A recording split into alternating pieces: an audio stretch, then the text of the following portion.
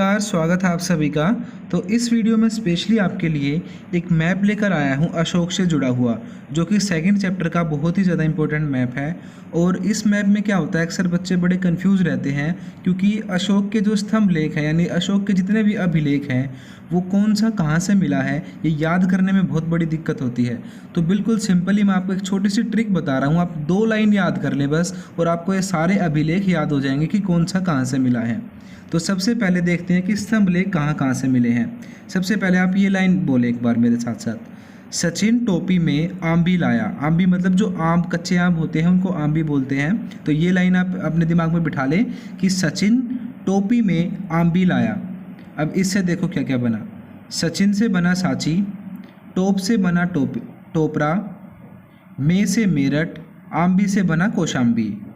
तो सचिन टोपी में आंबी लाया यानी सांची, टोपरा, मेरठ और कौशाम्बी, ये 4 जगह ऐसी हैं जहाँ से अशोक के स्तंभ लेख मिले हैं। तो आप अच्छे से इनको याद कर लें, आपको याद करने की ज़रूरत ही नहीं है। अब तो आप क्या करें, बस इस लाइन को याद कर लें और 2-3 बार इन सारे नामों को पढ़ लें एक बार। तो जब भी आप ये लाइन बोलोगे तो अपने आप आपके दिमाग में रिकॉल हो जाएंगी ये सारी चीज़ें। तो एक बार दोबारा कर लेते हैं हम, सचिन टोपी में आंबी लाया, सचिन से सांची, टोपी से टोपरा, में से मेरठ, कौशाम्बी बना आंबी से। तो ये तो हमें याद हो गए स्तंभ लेख। इस मैप को भरने में कोई दिक्कत नहीं है, बस दिक्कत होती है इनको याद करने में। भूल जाते हैं हम अक्सर कि महार शिलालेख कहाँ से मिले, स्तंभ लेख कहाँ से मिले। तो स्तंभ लेख हमें अब याद हो चुके हैं। तो अब देख लेते हैं महाशिलालेख कहाँ कहाँ से मिले हैं। अब एक और लाइन याद करो आप, शीला एक औरत थी, उसका जो लड़का था उसको क्या हुआ, वो सोफे पे से गिर गया। बस यही याद करना है हमें। शिशु क्या होता है, छोटा बच्चा। तो शीला का शिशु कल सोफे से गिरा और सन्नाटा छा गया। क्या हुआ, दोबारा लाइन देखो, शीला का शिशु कल सोफे से गिरा और सन्नाटा छा गया। तो अब देखें आप, शिला से बने शिलालेख। तो शिलालेख कहाँ कहाँ से मिले, पहला क्या है, शिशु। तो शिशुपालगढ़ से मिले। दूसरा है कल, कल से बना कलसी। उसके बाद है सोफा, जो था सोफे का सो रखो आप बस, तो सो से बना सोपारा। उसके बाद है गिरा, गिरा से बना गिरनार। जो सन्नाटा है, ये सन्नाटा में आप सन्नति कर दो इसको। तो ऐसे हमारे ये सारे शिलालेख हैं। तो शिला का शिशु कल सोफे से गिरा, सन्नाटा छा गया। तो इसमें शिलालेख शिशुपालगढ़, कल से कलसी, सोफे के सो से बना सोपारा, गिरा से बना गिरनार और सन्नाटा से बना सन्नति। तो ऐसे आप इन लाइंस को याद कर लें और फिर अपने आप जब आप इनको पढ़ोगे तो सारे आपको अपने दिमाग में रिकॉल होते रहेंगे। देख लो दोबारा, स्तंभलेख जो मिले हैं वो मिले हैं सांची से, टोपरा से, मेरठ से और कौशाम्बी से। और महाशिलालेख जो हैं वो मिले हैं हमें कलसी से, शिशुपालगढ़ से, सोपारा से, गिरनार से और सन्नति से।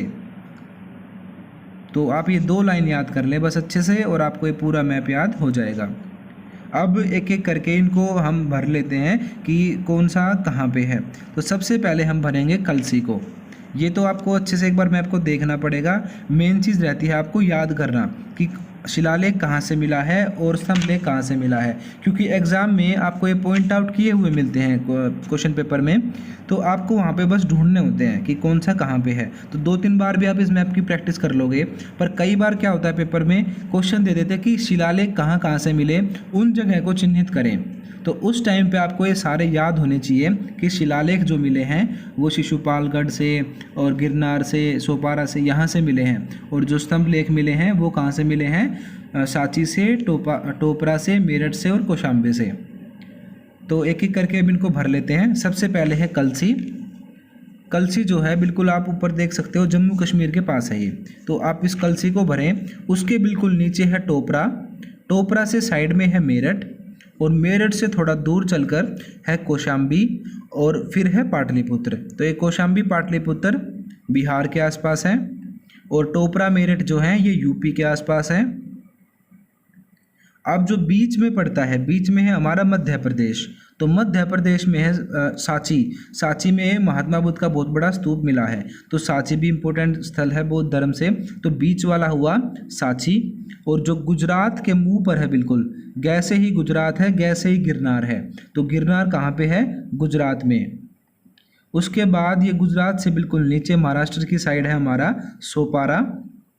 और बिल्कुल आप दक्षिण की तरफ आ जाओ तो हमारा क्या है? सन्नति। और यहाँ पे आप इधर देख सकते हो, ये है हमारा शिशुपालगढ़। तो इस तरीके से आप 2-3 बार इन सारे पॉइंट्स को अपने मैप में भरने की कोशिश करो। पर आपको मेन ट्रिक से क्या याद करना था कि कौन सा अभिलेख कहाँ से मिला है, तो आप वो 2 लाइन अच्छे से याद कर लो और सारे अभिलेख आपको याद हो जाएंगे। तो अब आप देख लो कि एग्ज़ाम में किस तरीके से क्वेश्चन पूछे गए हैं। सबसे पहला पूछा गया है कि अशोक के साम्राज्य की राजधानी बताओ। तो जो पाटलिपुत्र हमने भरा था वो क्या है? मगध की या अशोक की राजधानी थी। उसके बाद जो दूसरा और तीसरा पॉइंट पूछा है, यही है सबसे इम्पोर्टेंट और यही हमें भरने आने चाहिए। इसमें क्या है? महाशिलालेख कहाँ कहाँ से, ये सारे नाम हमें याद होने चाहिए। तो गिरनार, सोपारा, सन्नति, कलसी और शिशुपालगढ़। उसके बाद स्तंभ लेख कहाँ से? सांची, टोपरा, मेरठ, कौशाम्बी। उसके बाद जो नीचे है साम्राज्य, इसमें पूछा गया था कि अशोक के टाइम पर और जो 3 बड़े साम्राज्य थे दक्षिण भारत में, बिल्कुल वो कहाँ कहाँ पर थे। तो 3 ही नाम है, इनके लिए तो कोई ट्रिक की ज़रूरत है ही नहीं। आप सीधा सीधा देख लें, जो केरल है, ये केरल में कौन होंगे? केरल पुत्र। और ये थे चेर नाम से जाने जाते थे केरल पुत्र जो हैं। और चोल थे इधर। उसके नीचे जो तमिलनाडु है, यहाँ पे थे पांड्य।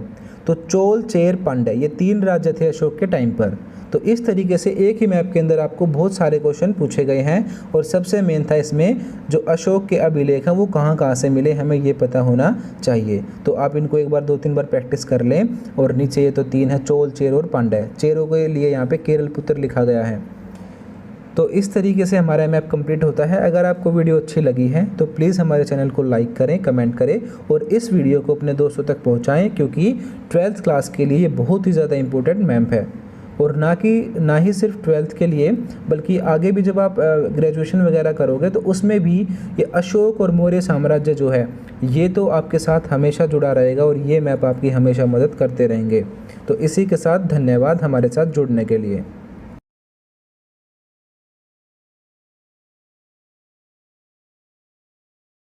अगर इंग्लिश आपकी सफलता की रुकावट and if you are not getting right position respect because of English, so don't worry, हमारा एक चैनल है फ्लुएंटा इंस्टीट्यूट नाम से, जिसका लिंक हमने ऊपर आई बटन में और नीचे डिस्क्रिप्शन में दिया हुआ है।